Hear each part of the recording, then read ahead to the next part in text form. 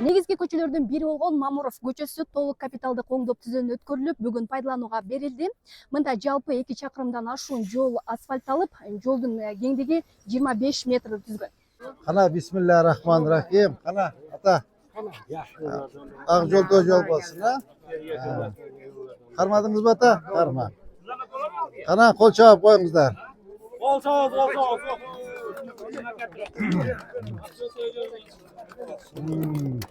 Елге жақсы болды ава. Құдайға шүкір, мінекей қиыла жолдорыңыз бүтіп, елге жеңілчілік болып, біраз қиналдыңыздар, жақсылық болмайды. Ауа.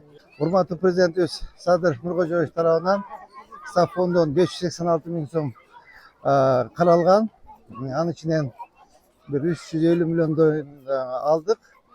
Ошонун ичинде мынакей көчө Амыр Темир көчөсүн ачтык.